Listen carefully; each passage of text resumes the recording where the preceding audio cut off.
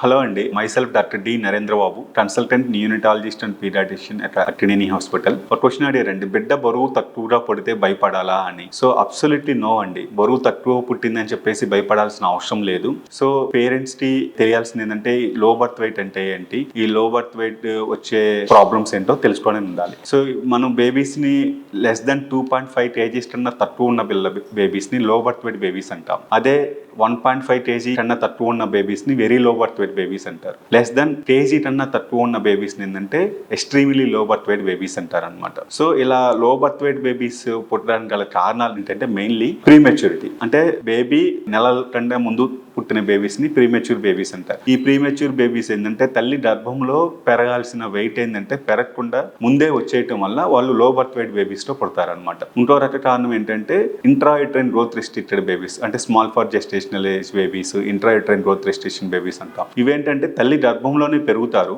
కానీ వాళ్ళు తల్లి గర్భంలో పెరగాల్సినంతగా పెరగరు అనమాట. దీనికి చాలా రకాల కారణాలు ఉంటాయి. మెయిన్లీ తల్లికి బీపీ అంటే హైపర్ టెన్షన్, ప్రీ ఎక్లాంషియా అంటారనమాట. దాంతోపాటు జెస్టేషనల్ డయాబెటీస్ కానీ ఇంకా ఏదైనా మెటర్నల్ కాంప్లికేషన్స్ ఇలాంటివి ఉన్నప్పుడు ఏంటంటే తల్లి గర్భంలో పెరగాల్సినంత పెరగకపోవటం వల్ల ఇంట్రాయూటరైన్ గ్రోత్ రెస్ట్రిక్షన్ అనేది ఉంటుందన్నమాట. సో ఈ బేబీస్ లో ప్రధానంగా వచ్చే ప్రాబ్లం ఏంటంటే పుట్టిన తర్వాత థర్మో రెగ్యులేషన్. అంటే యూజువల్ ఏంటంటే పెద్ద బేబీస్ ఏంటంటే సబ్క్యూటేనియస్ ఫ్యాట్, బ్రౌన్ ఫ్యాట్ ఉండటం వల్ల సో చాలా వరకు కొంతవరకు తట్టుకోగలుగుతారు బయట అట్మాస్ఫియర్. కానీ ఈ చిన్న బేబీస్ ఏంటంటే బయట అట్మాస్ఫియర్ తట్టుకునే అంత fat, subcutaneous fat, brown fat లేకపోవడం వల్ల ఈజీగా వాళ్ళ రిజర్వ్ స్టోర్స్ కూడా ఈజీగా అయిపోవటం వల్ల ఈజీగా చల్లగా అయిపోతారు అన్నమాట. సో ఈ బేబీస్ కి చాలా వార్మ్ కంట్రోల్ ఇవ్వాలి, అంటే వార్మ్ ఎన్విరాన్మెంట్ ప్రొవైడ్ చేయగలగాలి. అండ్ ఇంకోటి ఈ బేబీస్ లో గ్లూకోజ్ స్టోర్స్ కూడా తక్కువ ఉండటం వల్ల ఏంటంటే హైపోగ్లైసిమియా రిస్క్ అంటారు అనమాట. గ్లూకోజ్ లెవెల్స్ తగ్గిపోయే అవకాశం ఎక్కువ ఉంటుంది. సో అందుకోసం అట్లీస్ట్ 2 to 3 hours ఒకసారి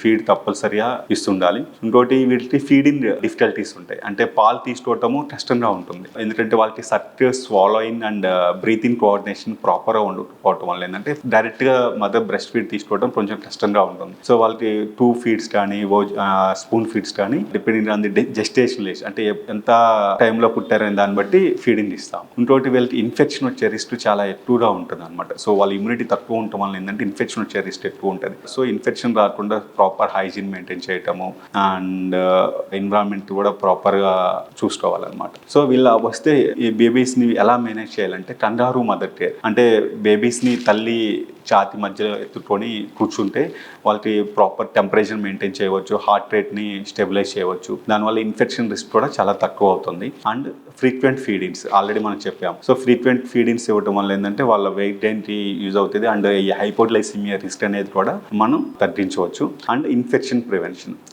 ప్రివెన్షన్ అంటే ప్రాపర్ హ్యాండ్ వాష్ చేసుకోవటము అండ్ విజిటర్స్ని తక్కువ మందిని అలౌ చేయటము, రెగ్యులర్గా మదర్ ఫీడింగ్ అండ్ కంగారో మదర్కి కంటిన్యూ చేసుకోవడం వల్ల కూడా మనం ఈ లో బర్త్ వెయిట్ బేబీస్ని టేక్ కేర్ చేయవచ్చు. ఇంకా ఈ విఎల్బిడబ్ల్యూ అండ్ ఈఎల్బిడబ్ల్యూ బేబీస్ని అయితే ప్రాపర్ ఐసీ కేర్ అనేది ఇవ్వాల్సిన అవసరం ఉంటుంది. Thank you.